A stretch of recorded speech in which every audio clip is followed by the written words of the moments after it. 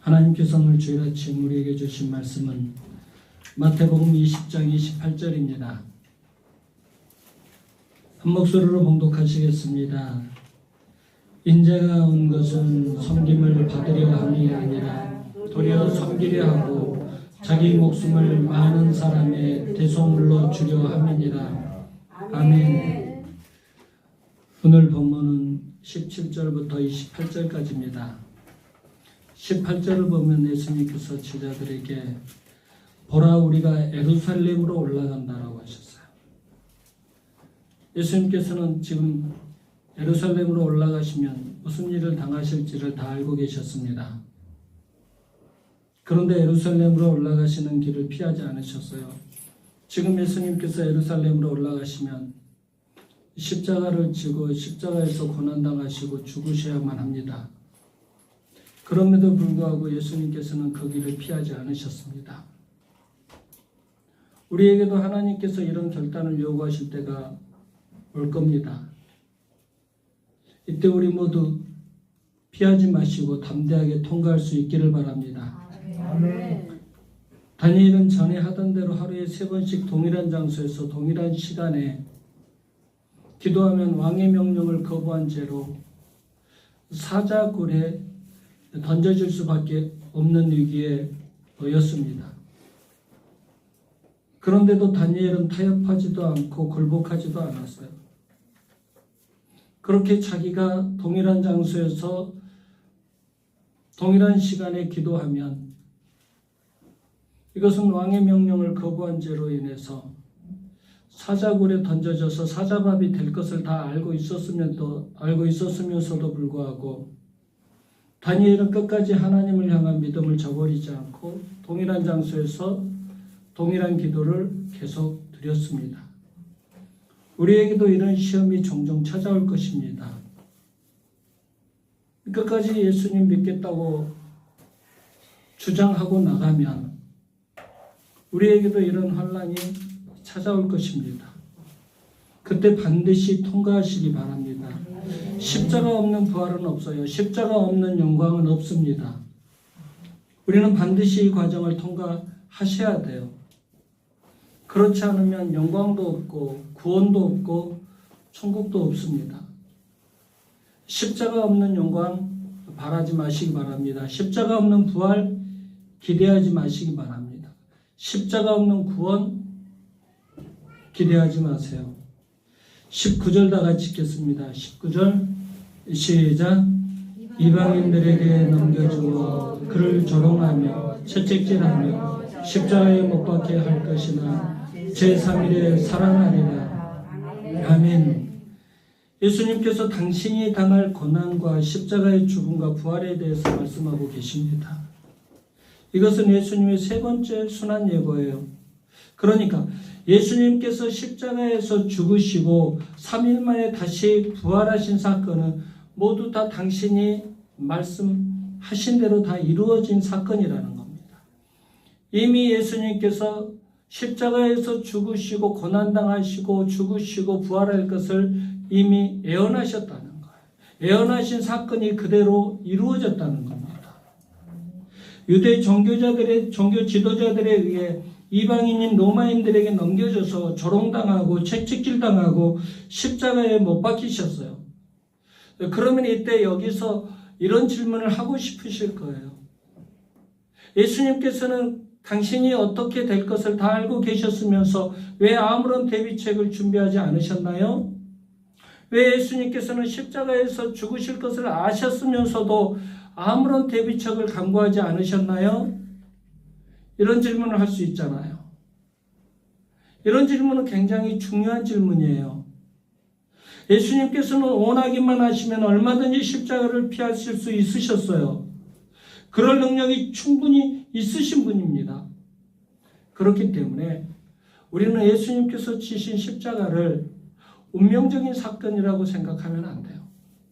예수님은 하나님께서 인류의 죄를 용서하기 위해서 하나님께서 예수라는 분을 선택해서 미리 계획하시고 운명적으로 예수님은 그 십자가를 지는 사건을 감당했다.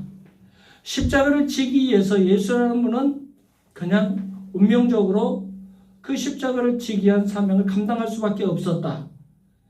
이렇게 운명적으로만 생각하면 안 돼요. 요한복음 10장 18절에서 예수님께서 뭐라고 하시냐면 이를 내게서 빼앗는 자가 있는 것이 아니라 내가 스스로 버리노라. 나는 버릴 권세도 있고 다시 얻을 권세도 있으니 이 계명은 내 아버지에게서 받았노라. 아멘. 무슨 말이에요? 예수님께서 지신 십자가는 운명적인 것이 아니었다고 하시잖아요. 당신 스스로 선택한 일이었다고 하잖아요. 당신의 권세를 가지고 당신 스스로 십자가의 길을 선택하셨다는 내용이잖아요. 그렇다면 왜 예수님은 십자가의 잔을 마셨을까요? 그것이 바로 하나님 아버지의 뜻이었기 때문에 그 길을 간 거예요. 그 십자가의 잔을 마신 것입니다. 예수님을 항상 여러분들 예수님을 보실 때 그것을 기억하셔야 돼요. 예수님은 당신 뜻보다는 하나님 아버지의 뜻에 항상 복종시키십니다.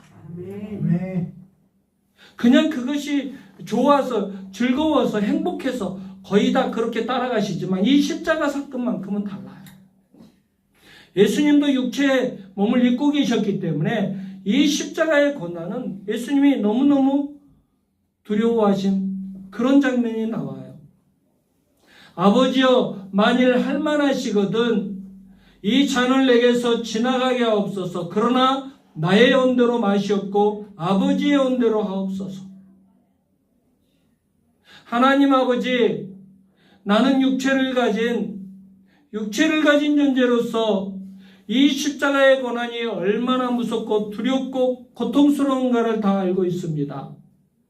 나는 솔직히 말해서 이 십자가의 고난을 지기 싫습니다. 나는 이 십자가의 고난을 감당하기 어렵습니다.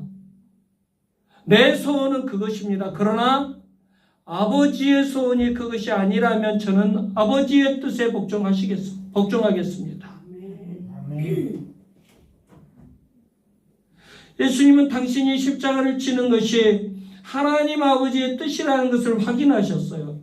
그래서 묵묵히 골고다 언덕길을 걸어가신 것입니다.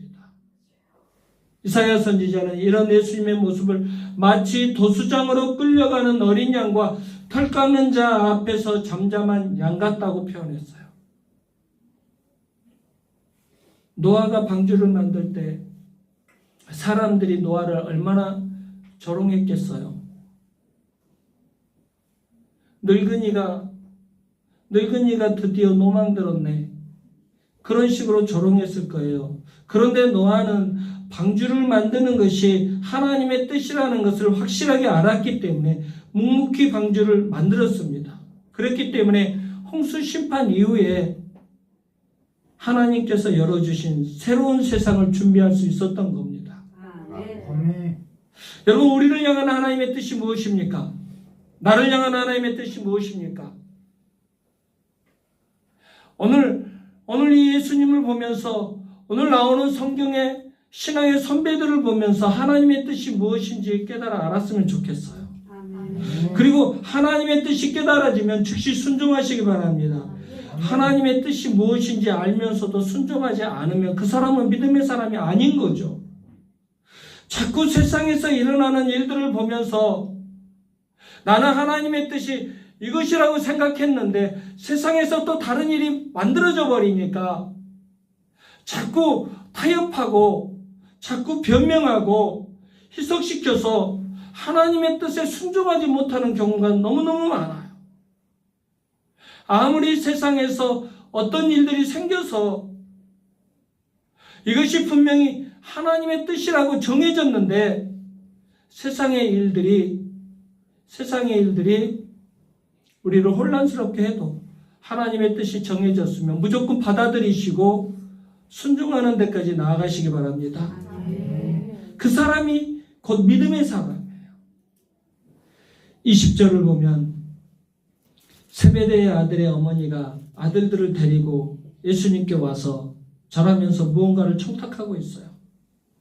세베대의 아들들은 요한과 야고보입니다.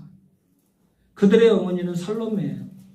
살로메는 누구냐면 예수님의 어머니 마리아와 자매지간입니다. 그러니까 살로메가 예수님의 어머니와 자매지간이니까 이 친분관계를 이용해서 예수님과 친하다는 친분관계를 이용해서 예수님께 야고보와 요한 자기의 아들들의 자리를 청탁한 거예요. 주님의 나라가 임할 때 하나는 주의 우편에 하나는 주의 좌편에 앉게 해주십시오.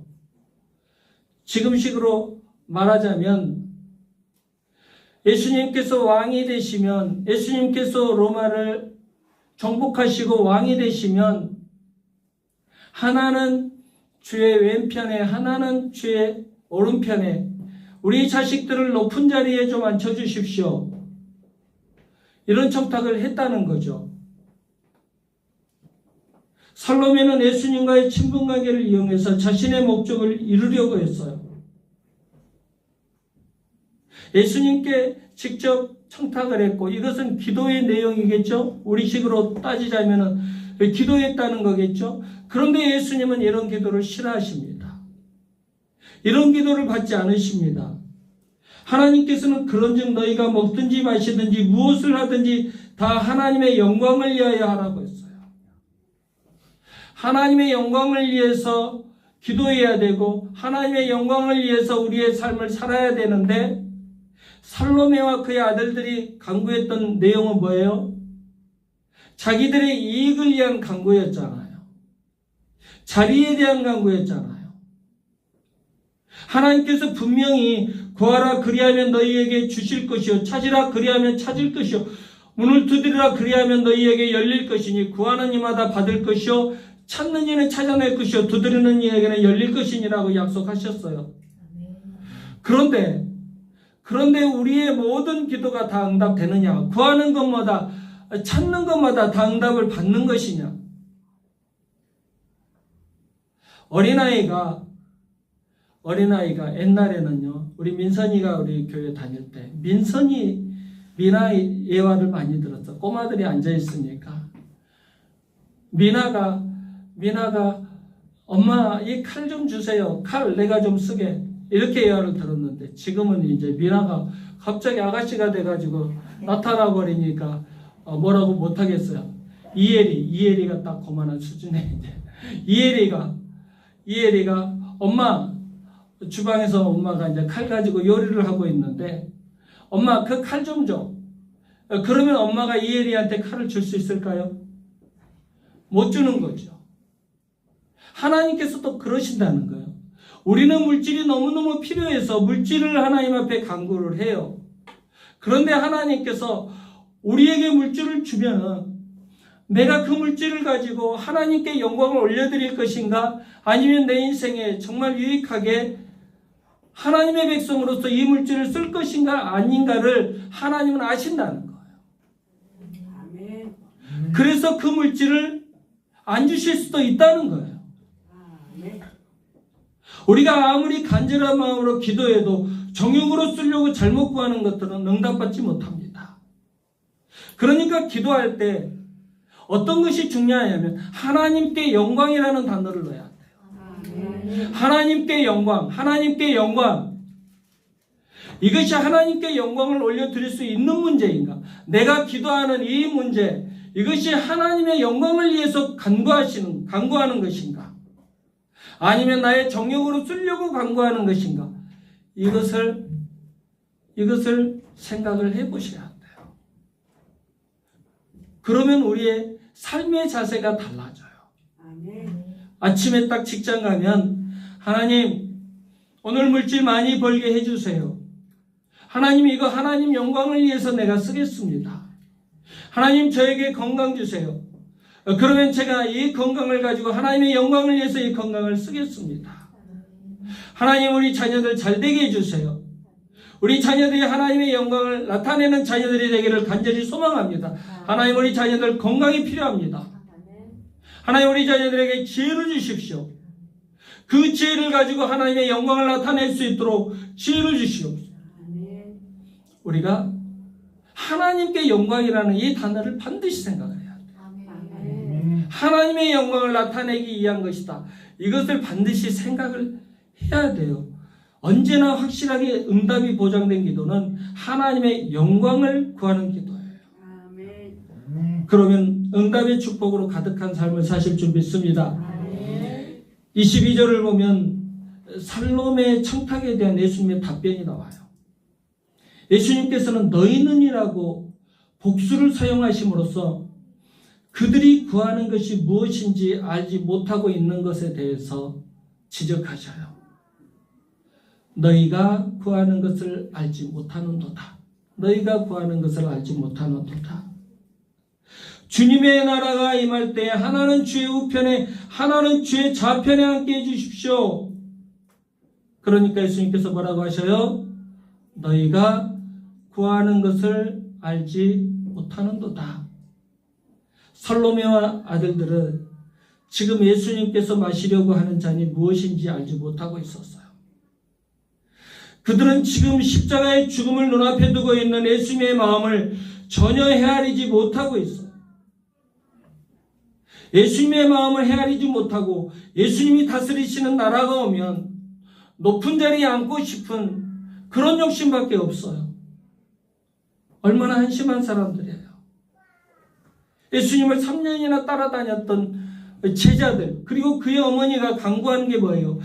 십자가를 지러 가셔야 된 그런 상황 속에서 간구하고 있는 게 뭐예요? 주님의 나라가 임하면 내 아들 하나는 주님의 우편에 하나는 주님의 좌편에 앉게 해주시옵소서. 높은 자리 하나씩 챙겨줘야 되는 것 아니겠습니까? 지금 그것을 간구하고 있어요. 예수님께서 말씀하셔요. 너희가 구하는 것을 알지 못하는도다. 예수님께서는 그렇게 한심한 사람들을 책망하지 않으시고 이렇게 물으셔요. 뭐라고 물으셨나요? 내가 마시려는 잔을 너희가 마실 수 있느냐? 내가 마시려고 하는 잔을 너희가 마실 수 있느냐? 예수님께서 마시려고 하는 잔은 어떤 잔입니까? 십자가의 잔이에요. 고난의 잔이에요. 죽음의 잔이에요. 지금 이 시간 우리에게도 똑같은 질문을 하고 계셔요. 내가 마시려고 하는 잔을 너희가 마실 수 있느냐? 예수님께서 지금 우리에게도 똑같은 질문을 하고 계신다니까요. 내가 마시려고 하는 잔을 너희도 마실 수 있느냐? 어떻게 대답하실 거예요? 대답 여하에 따라서 우리의 믿음의 실상이 달라져요. 진짜 그리스도인인지 가짜 그리스도인인지 판가름 나요. 내가 마시려고 하는 잔을 너희도 마실 수 있느냐? 여기에서 대답을 주님, 겸손히 저도 그 잔을 마시겠습니다. 아니에요 주님, 저는 예수님 믿으면 복 받는다고 했는데 예수님 믿는데 왜 제가 고난의 잔을 마셔야 됩니까? 내가 왜 십자가의 잔을 마셔야 됩니까? 이렇게 피하는 사람과 주님, 부족하지만 저도 마시겠습니다. 아멘. 저 부족하고 연약하지만 주님, 십자가의 길을 걸어가겠습니다. 주님께서 걸어가시라고 하시면 내 뜻은 나는 그것을 할 수 있는 그런 그릇은 아니지만 주님의 뜻이 그것이라면 주님께서 하나님 아버지의 뜻에 복종하셨듯이 저도 주님의 뜻에 나의 의지를 꺾고 복종하겠습니다. 주님의 길을 따라가겠습니다. 우리는 이 사실을 명심하셔야 돼요. 그리스도의 영광을 받기 위해서는 그리스도의 고난에도 반드시 참여해야 된다는 것을 명심하셔야 돼요. 십자가 없는 부활 없어요. 십자가 없는 영광은 없습니다. 우리 중에 어떤 사람도 자기를 부인하고 십자가를 지는 과정을 거치지 않으면 예수님의 제자가 될 수 없어요. 십자가를 거쳐야 부활의 영광이 있는 거예요. 그렇기 때문에 우리는 예수님을 위해 당하는 고난에 반드시 동참하셔야 돼요. 예수님을 믿는 것 때문에 우리가 고난받아요. 솔직히 말해서 지금도 누군가가 막 칼을 들고 총을 들고 죽인다고는 하지 않지만 예수님 믿는 것 때문에 얼마나 고난을 많이 당합니까? 어떤 사람은 아내에게 당하고, 어떤 사람은 남편에게 당하고, 어떤 사람은 자녀들에게 당하고. 예수님 믿는 것 때문에 우리 고난 많이 당합니다. 그때 그 고난의 자리에 기꺼이 동참하시기 바랍니다. 반드시 고난의 자리에 동참하셔야 돼요. 이것을 피하면 절대 하나님의 영광에 이룰 수 없고 하나님께서 주시는 진정한 축복을 누릴 수가 없어요. 사순절을 보내면서 십자가의 고난에 대한 나의 태도는 어떻게 해야 될 것인가를 묵상하시기 바랍니다. 24절을 보면 열제자가 이제 들었어요. 살로메와 요한과 야고보가 예수님께 자리 청탁을 하고 있는 이 문제에 대해서 들었어요. 그런데 열제가 이것을 듣고 두 형제 곧 야고보와 요한에 대해서 분이 여겼다고 했습니다. 평소 그들은 예수님의 제자들이기 때문에 친하게 지냈을 거예요. 그런데 자기 이익에 관련된 문제가 오니까 완전히 이 친분관계가 다 깨져버려요. 제자들 사이의 친분관계가 다 깨져버렸어요. 자리에 관련된 문제가 나오니까 태도가 확 달라져 버려요. 인간이 얼마나 이기적인 존재인지 알 수 있어요. 자리의 문제가 나오니까, 이익의 문제가 나오니까 12제자 모두가 아주 유치한 사람들이 되어버렸어요. 예수님의 마음은 안중에도 없어져 버렸어요. 이렇게 다투고 있는 제자들을 보시고 예수님께서 이렇게 말씀하셔요. 25절 다 같이 읽겠습니다. 25절 시작. 예수께서 제자들을 불러다가 이르시되 이방인의 집권자들이 그들을 임의로 주관하고 그 고관들이 그들에게 권세를 부리는 줄을 너희가 알거니와. 아멘.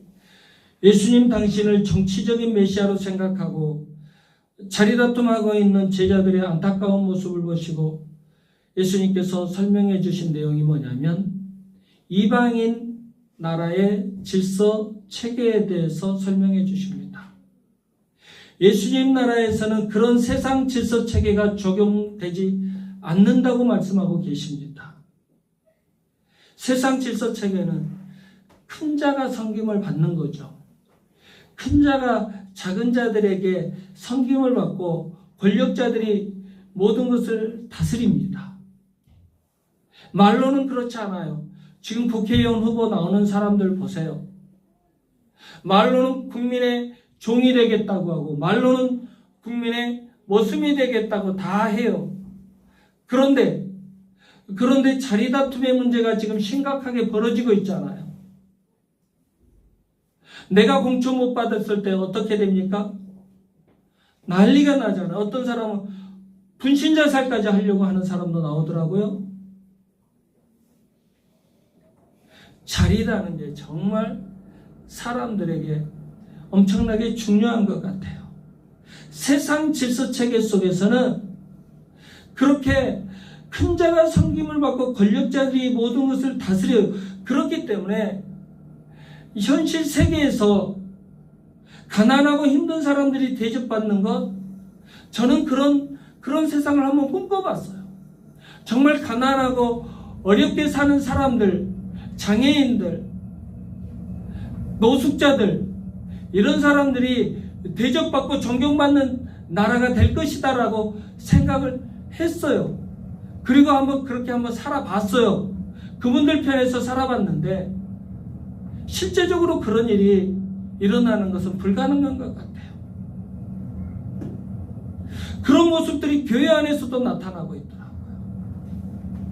교회 안에서도 돈 있고 빽 있는 사람들이 존경받습니다. 아니요, 존경받는 것보다 그들이 스스로 존경받기를 원해요. 교회 안에서도 학력을 따져요.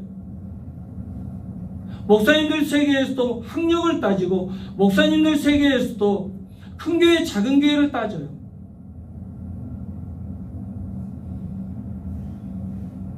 큰 교회 목사님들끼리 친해요. 또 200~300명 모이는 그룹이 또 따로 있어요. 그리고 개척교회 목사님들끼리 따로 모여요.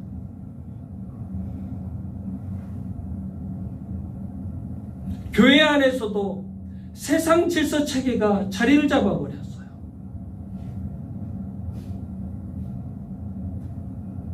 이방인 집권자들이 주관하는 그런 세상, 그들이 다스리는 그 권세 속에 교회 안의 집단들도 그렇게 그런 이런 질서 체계 속에서 형성이 되어 버렸어요. 또 은사가 많은 사람들, 그런 사람들 하나님께서 주신 은사를 겸손하게 써야 되잖아요. 그런데 그런 은사를 가지고 억압하는 분위기를 조성해요. 하나님께서 주신 신령한 것을 가지고도 그것을 가지고도 섬기는 자가 되지 않고 섬김을 받은 자의 모습으로 살아가려고 해요. 바울은 그런즉 누구든지 그리스도 안에 있으면 새로운 피조물이라 이전 것은 지나갔으니 보라 새 것이 되었도다. 맞습니다. 그리스도 안에 있는 사람들은 이전 것, 세속적인 것에 지배를 당하지 않습니다. 우리가 누굽니까? 그리스도인이잖아요. 그리스도 안에서 사는 사람들이잖아요. 자신을 돌아보세요.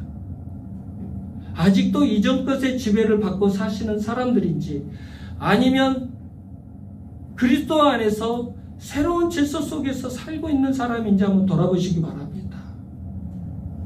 아직도 세속적인 것에 지배를 당하고 있는지 아니면 그리스도 안에서 새로운 피조물의 모습으로 살아가고 있는지 한번 돌아보세요.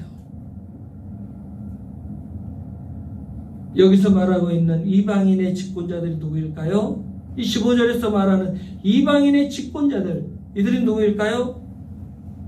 대통령들이죠. 세상의 왕들이죠. 세상의 임금이죠. 요한은 세상 임금을 뭐라고 했냐면 마귀라고 했어요. 요한복음 14장 보면 세상 임금을 마귀라고 표현했어요. 마귀는 우리의 대적이에요. 우리를 넘어지게 하는 놈이에요. 주님 나라의 질서를 거부하는 놈이에요. 하나님의 은혜와 축복을 받지 못하게 방해하는 놈이에요. 그럼에도 불구하고 많은 사람들은 주님의 질서 체계 속에서 살아가기를 거부합니다.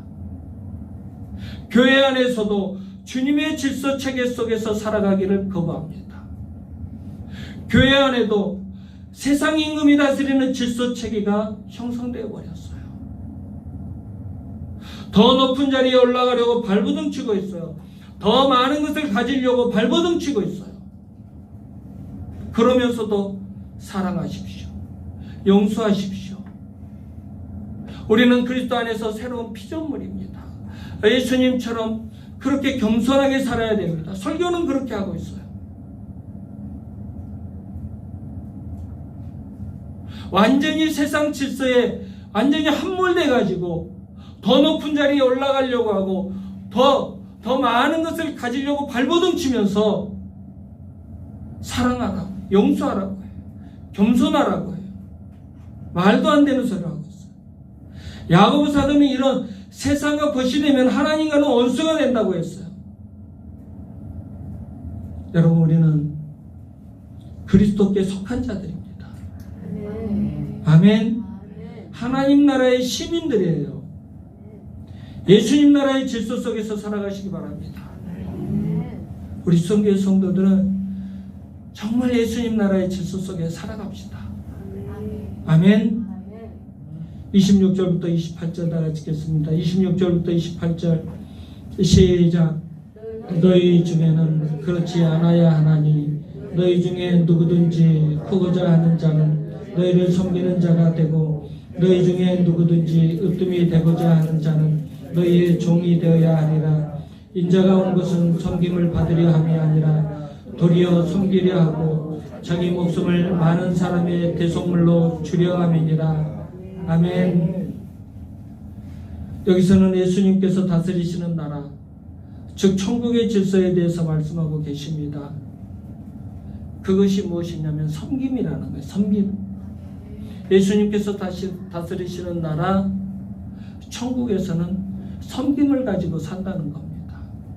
예수님의 질서 체계는 섬김으로 만들어졌다는 겁니다. 섬김은 원래 낮은 자가 높은 자를 대하는 행위를 섬김이라고 하잖아요. 그런데 예수님은 그렇게 가르치지 않으십니다. 우리 예수님은 우리보다 훨씬 높으신 분이십니다. 아멘. 그런데 당신보다 훨씬 낮은 우리를 섬겨주셨어요. 28절을 보세요. 28절 시작. 인자가 온 것은 섬김을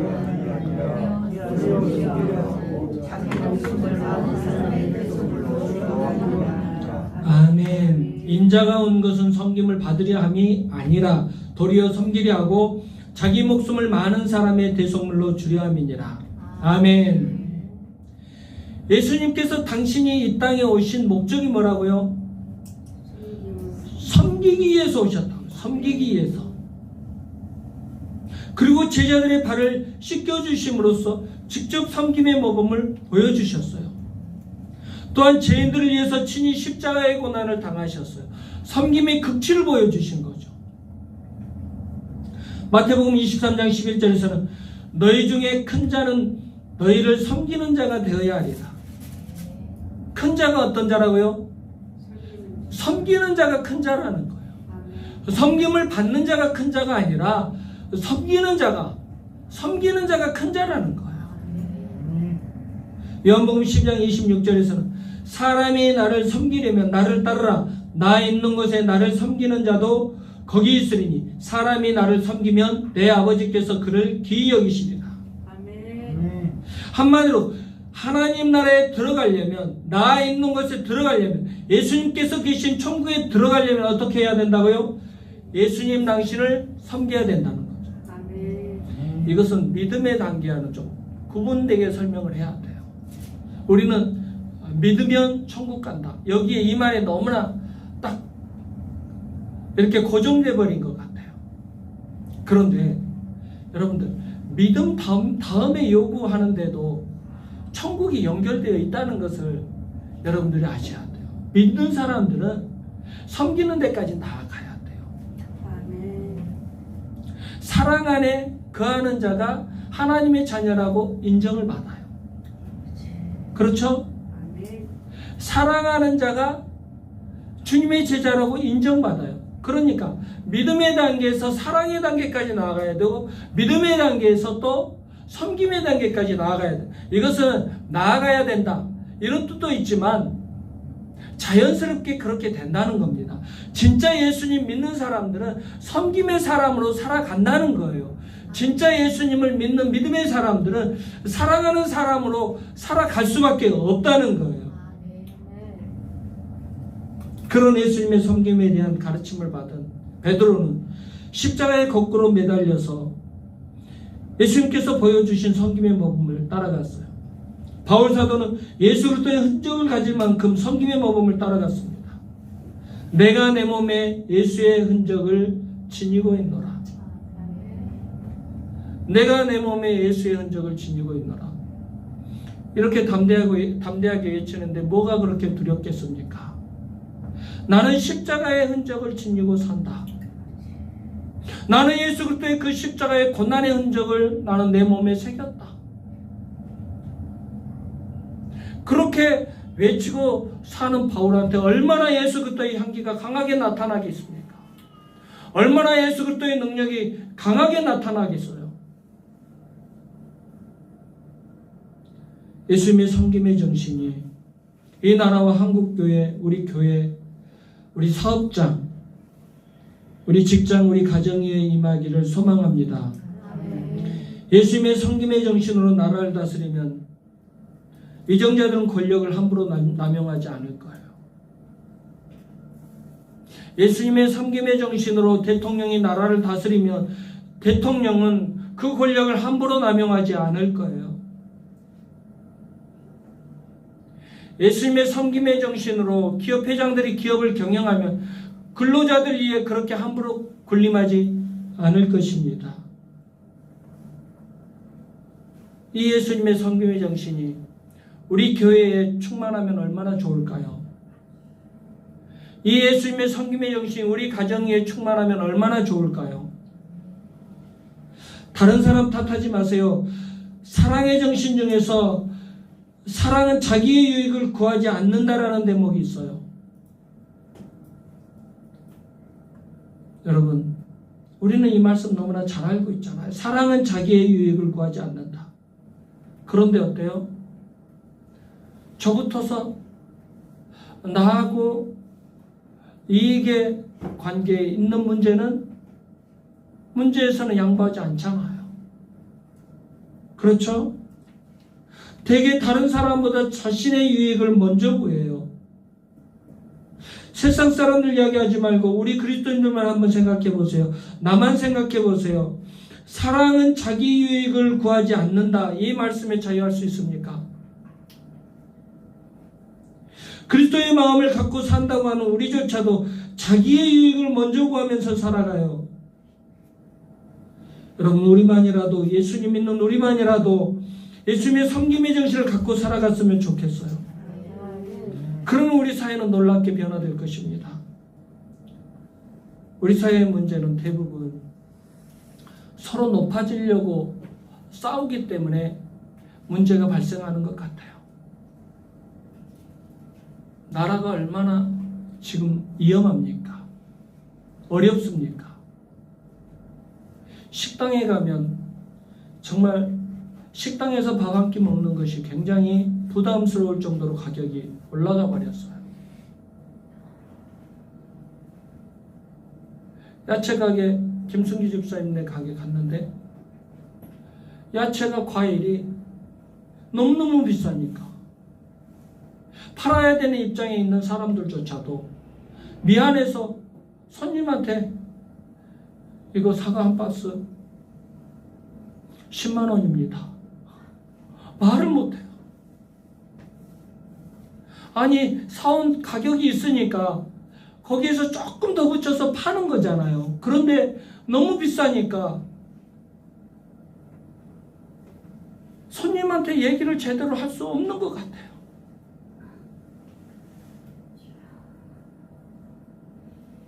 정치 지도자들이 섬김의 정신으로 나라를 다스렸다면 이렇게까지는 안 됐을 것 같아요.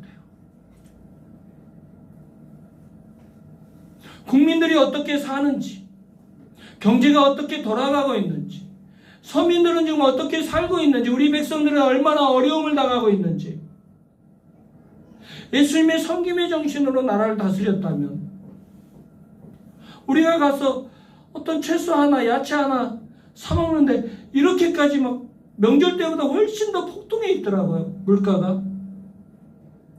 이렇게까지 될 수 있습니까?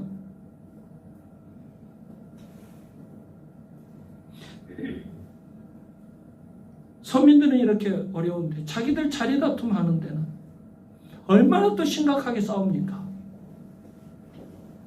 서로 국회의원 되겠다고 여당이나 야당이나 얼마나 또 심각하게 싸우고 있나요? 대부분 다 다른 사람보다 높아지려고 하기 때문에 이런 문제들이 다 발생을 하는 거예요. 다 자기 자리 욕심밖에 없어요. 다 자기 이익에 대한 관심밖에 없어요. 예수님을 3년이나 쫓아다녔던 제자들도 그랬는데 우린들 오죽하겠습니까? 그런데 우리는요, 지금부터라도 생각을 바꾸셔야 돼요. 그리고 섬겨야 한다고 하시는 예수님의 말씀을 순종하셔야 돼요. 세상 것들은 잠깐 지나가는 안개와 같습니다. 여기에 너무나 애착을 갖는 것은 어리석은 일이에요. 우리가 살아야 될 것은 영원한 나라 천국입니다. 예수님의 섬김의 정신을 순종하시면서 영원한 나라 천국을 준비하시기 바랍니다. 섬김의 정신이 바로 예수님 나라의 질서 체계입니다. 먼저 예수님을 겸손히 섬기시고 그리고 예수님의 섬김의 정신을 모든 사람에게 흘려보내는 천국 백성의 삶을 살아가시길 주님의 이름으로 축원합니다. 기도하겠습니다. 예수님께서 이 땅에 오신 목적을 가르쳐 주셔서 감사드립니다. 예수님께서는 우리를 구원하시기 위해 예수님 당신의 권세를 가지시고 십자가의 섬김의 길을 선택하셨습니다. 육신의 몸을 갖고 계셨기 때문에 십자가의 고난이 얼마나 아프고 고통스러운 것인지 다 아셨으면서도 아버지여 나는 이 잔을 마시기 싫습니다. 이 잔을 마시기 싫지만 아버지의 온대로 하옵소서 기도하시면서 하나님 아버지의 뜻에 온전히 복종시키셨습니다.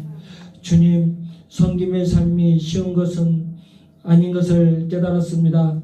나의 뜻을 꺾고 하나님의 뜻에 복종해야 섬김의 삶을 순종할 수 있다는 것을 깨달았습니다.